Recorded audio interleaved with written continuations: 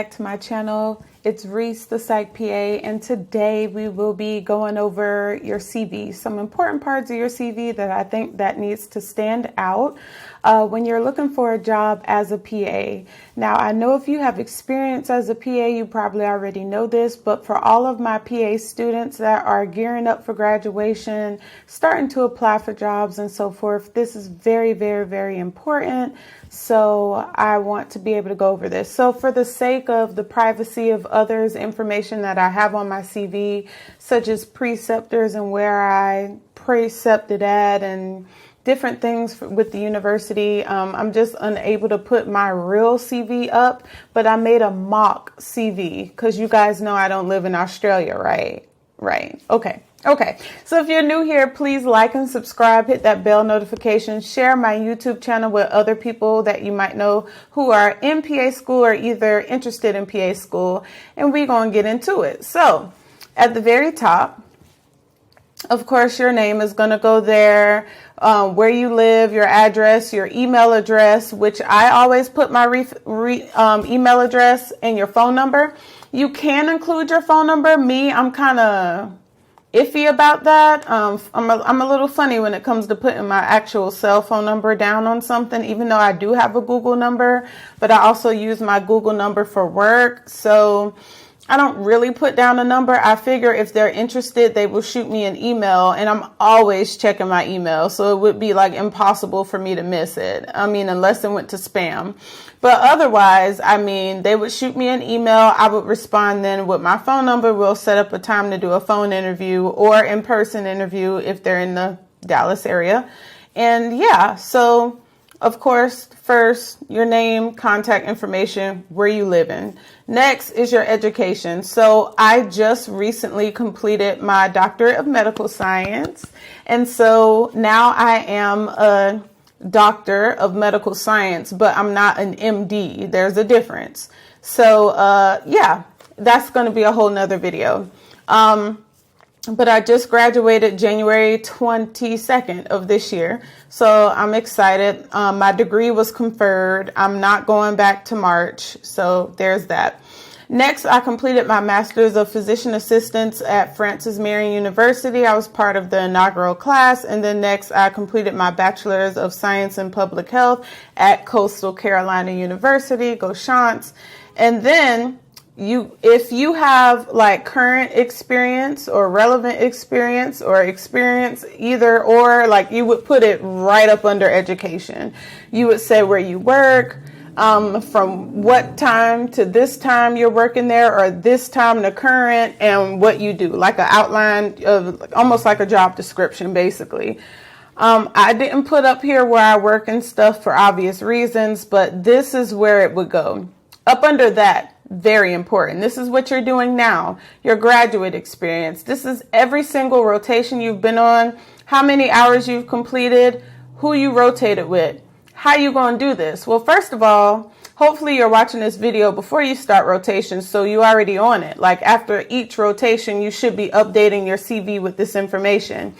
If by chance you're not on rotation, I was too late making this video, and you are looking for a new job, maybe you just completed your boards, or maybe you're about to take your boards, listen up. So if you still have access to Typhon or whatever type of platform your school may be using, you need that. You document it not only to graduate and get credit for the rotation and blah, blah, blah, but you document it for record keeping and for times like this. You need it for your CV. So what you're going to document is the specialty that you're in, how many hours you did, who you did it with, how long was the rotation, where was it? So the name of the place and also the name of the city and the state you were in. What type of patients did you see? As in what type of pathology or disease states did you see? I know on family medicine, I saw a lot of hypertension, a lot of diabetes type 2, a lot of acute things like the stomach flu and different things like that. But yeah, kidney disease. I went over a lot of labs, congestive heart failure, monitoring all the beta blockers and the ACEs and all that stuff. So I saw a lot of that. I elicited history and physical exams from the assigned patients that my preceptor gave me. But most of the time I would get to work before the doctor got to work, and I would already start seeing his patients, go in, go over labs with him, When he comes in, I brief him on each patient, each room. He would just essentially come in, ask, if they needed anything else needed to be addressed, refill the medications and go. So we were a great team. I really loved my family medicine doctor, man. And he just started my rotations off on a very good point. I loved family medicine. I wish I could have worked at his office, because I just loved the environment there. The nurses were cool. They were always bringing some type of snacks. And so you never went hungry there, not to mention drug reps come just about every other day. So it's super fun, but that has nothing to do with this video. So I also thought it was important to include what types of visits you saw. Was it acute, chronic, emergent? What types of visits did you see? So I saw 30 acute and 107 chronic visits. And then how many patients did I actually end up documenting out of 120 hours? Well, I ended up documenting 137 patient encounters. I effectively communicated my assessment and plan with my preceptor. Boom, list your next one. OBGYN, how many hours? What other preceptor? You get it. It's like repeat. Okay, but you want to include as much detail as possible. Now, not so much to the point where your CV is super long, but you want to be concise, but you want to give the necessary information to relay to the other person reading it that you know what you're doing.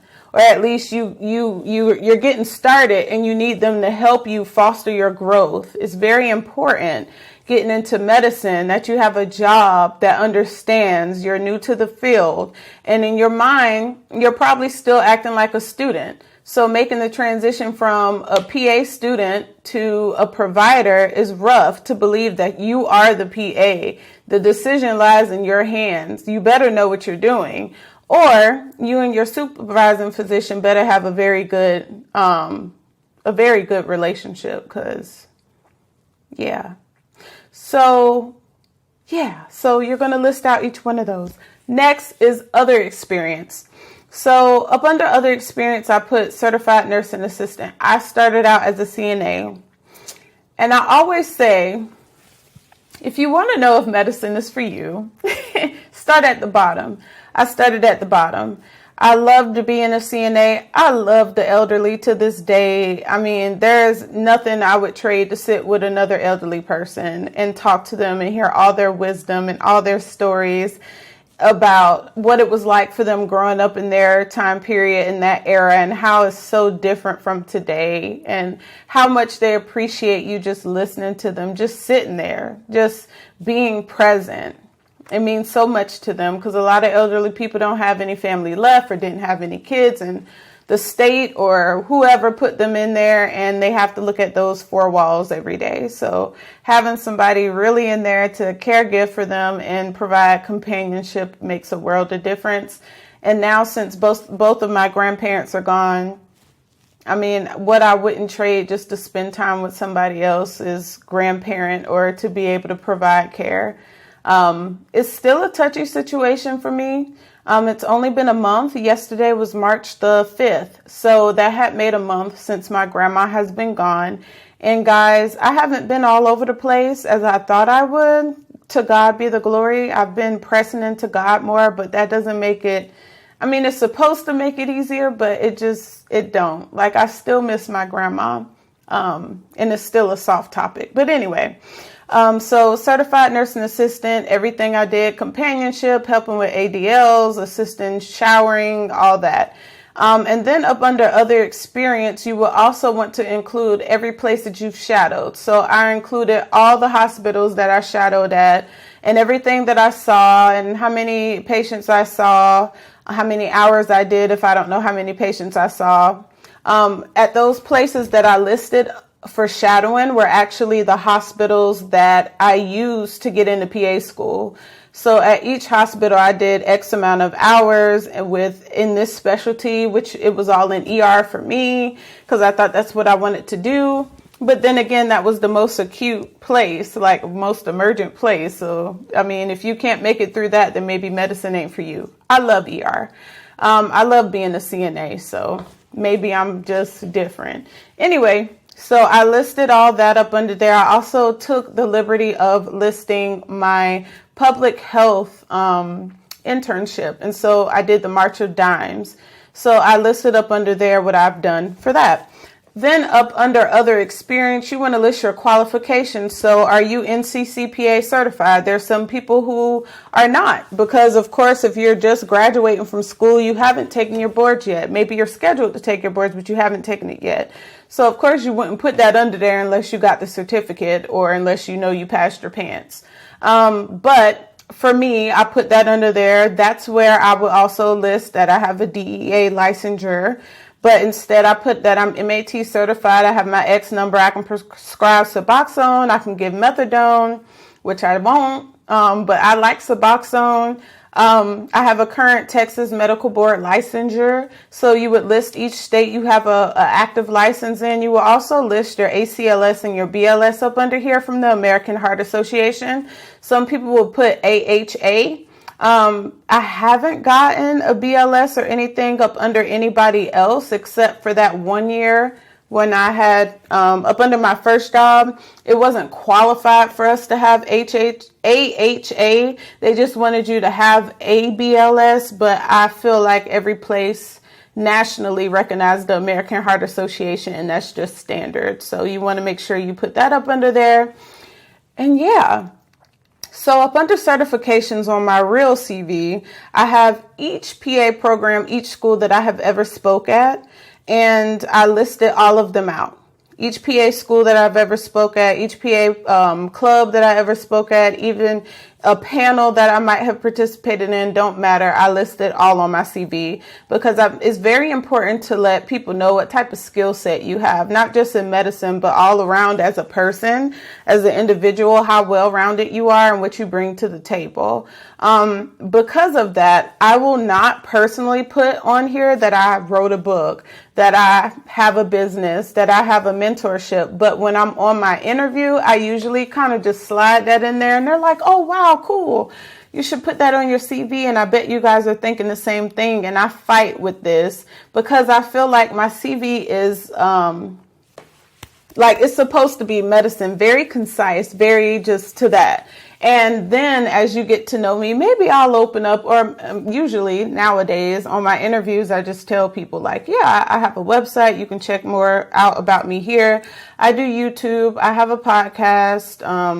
I have a mentorship program where I help other people get into PA school by providing guidance. And I help them, or at least maybe not necessarily help them get into PA school, but I prepare them to apply to CASPA. And then I get them prepared for the interviews that they have. We do mock interviews and we provide ongoing support. So that's what I do. And other people are like, oh yeah, tell me more. They're interested to hear about that. But I feel like if I put it on my CV, and maybe this is just me, but I feel like if I put it on my CV, then they're already judging, oh, she's one of those Gen Zers, late millennials who's going to be at work like this 24/7. And I'm like, by no means do I ever have or be on my phone at work unless I'm using the my little key fob thing to call in a prescription, or unless I'm talking to insurance or something. Like, I'm never actually on my phone. My phone is turned off or either on silent in the car or in my drawer. I'm not on my phone. I'm not taking pictures while I'm at work. I might have a snap or two, but that's usually probably when I get there in the morning, when I'm there by myself, when nobody else is there, no patient information is out, no nothing. But nowadays, like, it depends on what era and how people feel about social media. You can come across some older people that look at it as a bad thing, but I've actually seen a lot of my colleagues that have way more followers than I do, that's way more popular on social media than me, actually get jobs because they are free promotion. They work for you, but you're not paying them to promote your business, but you know that they're going to bring people and patients to your establishment because they are who they are on social media and they carry that weight. So a lot of people are starting to learn that maybe them being active and out and known on social media really isn't a bad thing, but you kind of got to pick and choose your battles with that. So like I said, when I've turned in my CV, it's all business. and then I tell them on my interview, this is what I do. I never mention where I work on any of my social media platforms or anything about my job in particular. Everything is educational basis and based off my own personal experience and opinion. So I usually let people know that just up front. Like, I'm not one of those that push the limits or the boundaries because I need a job. And the next thing you want to put is your skills. So you want to put, I always put Microsoft Word proficient. Yo habla español un poquito, un poco.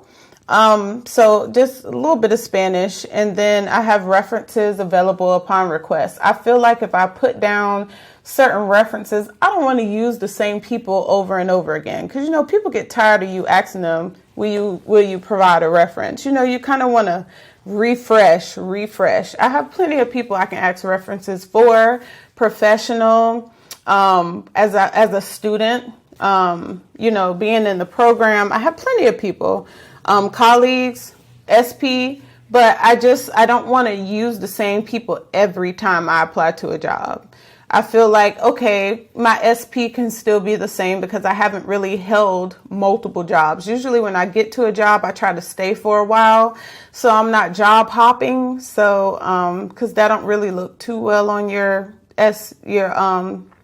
CV. You know, you want to at least stay at a job for a year, a minimum or two. But I would definitely say, make sure you reach out to the people who you want to provide a reference, and make sure you give them a brief description of the job so they can be able to vouch for you. They really want to see what are you like as a person, as a characteristic. Have you known this person long enough? What are their skill set? What do you feel like they bring to the table? What do you feel like their strength is? What do you feel like their weaknesses are? That's what jobs want to know. Who are they hiring? Because they know when you're on an interview, you're going to bring it. You're going to be your best self. Anybody can look good on paper, but what does other people say about you? And so I just always put references are available upon request, because they are. And I guess that brings us to the end. So this was kind of quick and dirty, but I just feel like the more information you put here, the more numbers, the more stuff you can back up, the better you'll be. I don't feel like you need to skimp on that part. And I feel like you need to be very detailed oriented with everything that you've seen and provide the numbers. I feel like the numbers are the meat and potatoes. If you need more help, you should go to your developmental career center, your career development center, on campus. If you don't have access to that, most alumni do. They can come back on campus to have somebody else look at their CV, especially if they haven't graduated too long ago. If you're still in school, you need to make an appointment. You can go ahead and have a rough draft, have them look over it, edit it, give you more pointers, whatever. And you can also have the Career and Development Center at your school do mock interviews for you, regardless if they're experienced in medicine or not. Just sometimes sitting in front of somebody and explaining, like, why should we pick you? That's a hard question. But you got to brag on yourself, and you got to know who you are enough to be able to say what you bring to the table. So with all that being said, I hope that you found this video very helpful. If you did, please like, subscribe, and hit the bell notification. Please comment what other videos would you like to see from me? And I will see you on the next one, guys. Bye.